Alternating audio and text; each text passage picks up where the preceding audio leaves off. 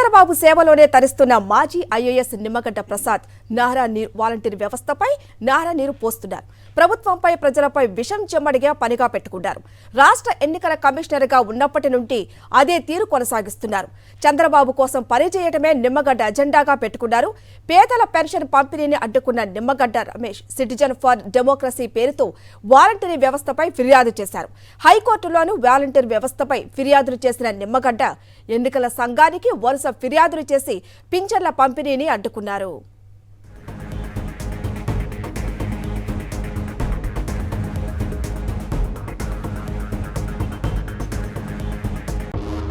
ఇక మరింత సమాచారం మా ప్రతినిధి సతీష్ అందిస్తారు. సతీష్,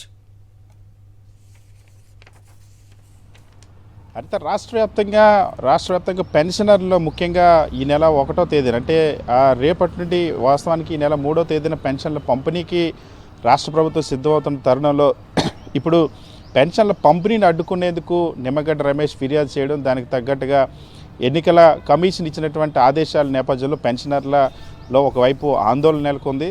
తెలుగుదేశం పార్టీ రాజకీయంగా ప్రజలను ఇబ్బంది పెట్టేందుకు చేస్తున్నటువంటి ప్రయత్నం పట్ల సర్వత్రా విమర్శలు వెల్లువెత్తారు. అయితే ఇందులో ఎవరు దీనికి కారణం, ఎందుకు ఈ పరిస్థితి వచ్చిందన్నది ఆలోచిస్తే దీనికి కారణం సిటిజన్ ఫర్ డెమోక్రసీ అనే ఒక స్వచ్ఛంద సంస్థ పేరుతో మాజీ రాష్ట్ర ఎన్నికల కమిషనర్ నిమ్మగడ్డ రమేష్ కుమార్ చేసినటువంటి ఫిర్యాదు నేపథ్యంలో. అయితే రమేష్ కుమార్ ఎందుకోసం ఈ పని చేశారు, ఎవరి కోసం చేశారు? వాస్తవానికి సిటిజన్ ఫర్ డెమోక్రసీ అనేది ఒక సంస్థని రమేష్ కుమార్ కొంతమందితో ఏర్పాటు చేసినప్పుడు దాన్ని కేవలం ఓటర్లని చైతన్యవంతం చేయడానికి, ప్రజల్ని అవగాహన కల్పించడానికి, ఎన్నికల ప్రక్రియను పారదర్శకంగా జరగడానికి అవగాహన కల్పించడానికి ఏర్పాటు చేశామని చెప్పారు.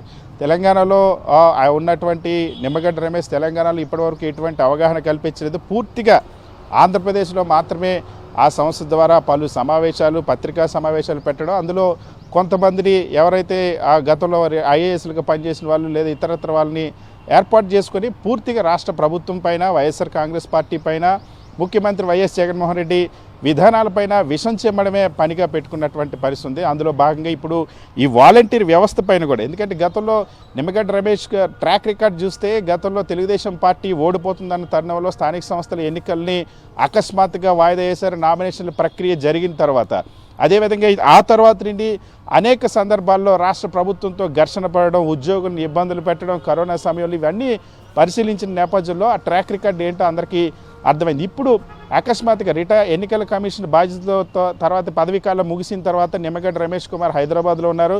హైదరాబాద్ నుండి అకస్మాత్తుగా గత సెప్టెంబర్లో ఆంధ్రప్రదేశ్కి వచ్చి సడన్గా ఒక సిటిజన్ ఫర్ డెమోక్రసీని ఒక సంస్థను పెట్టడం, ఆ తర్వాత ఆంధ్రప్రదేశ్లో ప్రెస్ మీట్లు పెట్టడం, ప్రభుత్వ విధానాల్ని పరోక్షంగా ప్రత్యక్షంగా విమర్శలు చేయడం చేసిన పరిస్థితి. ఇప్పుడు మరింత ఎన్నికల దగ్గర పడిన సాధారణ ఎన్నికలు వచ్చిన తర్వాత పూర్తి యాక్టివేట్ అయ్యాయి. వాస్తవానికి తెలుగు ప్రజలను చైతన్యవంతులు చేస్తామని చెప్తూ ఈ సంస్థను ఏర్పాటు చేసి తెలంగాణలో ఏం జరిగినా, తెలంగాణలో జరుగుతున్న ప్రభుత్వాల్లో కానీ, అక్కడ విధానాలు కానీ, లేదా అక్కడ ఎన్నికల ప్రక్రియలో కానీ ఎక్కడ ఒక్క అంశాన్ని గురించి కూడా మాట్లాడినటువంటి నిమ్మగడ్డ రమేష్ ఆంధ్రప్రదేశ్లో మాత్రం తన సొంత సామాజిక వర్గానికి సంబంధించినటువంటి చంద్రబాబుకి మేలు చేయాలి, ఆ పార్టీకి మేలు చేయాలనే ఉద్దేశంతో పూర్తిగా ఇప్పుడు ఆంధ్రప్రదేశ్లో మరీ ముఖ్యంగా డోర్ స్టెప్కి గవర్నమెంట్ పాలసీస్ని ఏవైతే పథకాలను ప్రభుత్వాన్ని ప్రతి ఒక్క ఇంటికి చేర్చినటువంటి వాలంటీర్ వ్యవస్థ, సచివాలయ వ్యవస్థని టార్గెట్ చేయడమే పనిగా నిమ్మగడ్డ రమేష్ కుమార్ పనిచేస్తూ వచ్చారు.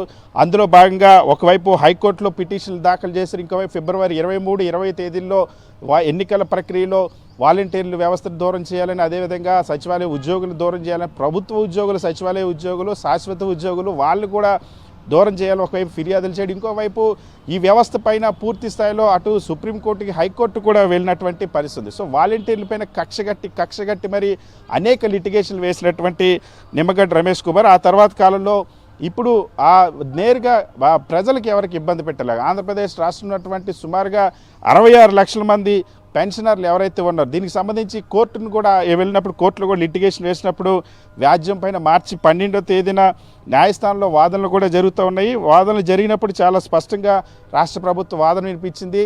ఆ తర్వాత కోర్టు కూడా ఎన్నికల కమిషన్ని నిర్ణయం తీసుకోమని చెప్పింది. సో కోర్టు కూడా ఈ వ్యవస్థ పైన ఎటువంటి నిర్ణయం తీసుకోలేదు. అటువంటి నేపథ్యంలో ఎన్నికల కమిషన్కి Chandrababu Naidu, Telugu Desam party already Telugu Desam party చేసిన ఫిర్యాదులే, తెలుగుదేశం పార్టీ ఏ ఫిర్యాదులు అయితే చేసిందో అదే కంటెంట్తో, అదే కాన్సెప్ట్తో నిమ్మగడ్డ రమేష్ కుమార్ కూడా ఎన్నికల సంఘానికి పలు ఫిర్యాదులు చేయడం, ఇప్పుడు స్వయంగా ఆ ఫిర్యాదుల వలన దాదాపుగా 58 నెలలుగా ఆంధ్రప్రదేశ్ రాష్ట్రంలో సుమారుగా 4.5 సంవత్సరాలకు పైగా ఈ రాష్ట్రంలో వృద్ధులు, వికలాంగులు, వితంతువులు, ఒంటరి మహిళలు, ఆ కిడ్నీ వ్యాధిగ్రస్తులు, దీర్ఘకాలిక వ్యాధిగ్రస్తులు అందరికీ కూడా ఇంటికి తీసుకెళ్ళి అందిస్తున్నటువంటి పెన్షన్ ఇవాళ నిమ్మగడ్డ రమేష్ కుమార్ అనే వ్యక్తి వలన ఇవాళ ఈ 1వ తేదీన వాళ్ళకి పెన్షన్ అందనటువంటి పరిస్థితి. ఇప్పటికిప్పుడు రాష్ట్ర ప్రభుత్వం ప్రత్యామ్నాయ ఏర్పాట్లు చేయడం, వాళ్ళకి బ్యాంకు ఖాతాలు తెరవడం, ఇప్పుడు ఈ వయసులో ఈ మండు టెండర్లో ఆ వృద్ధులు బ్యాంకుల ఖాతాలు తెరిచి వాళ్ళకి ఆ నగదుని ఆ అకౌంట్లో జమ చేయడం అనేది నిజంగానే ఒక తీవ్రమైనటువంటి విఘాతమైనటువంటి పరిస్థితి. సో ఇది ఇప్పుడు తీవ్ర స్థాయిలో ఆందోళన కూడా చెందుతున్న పెన్షనర్లంతా కూడా.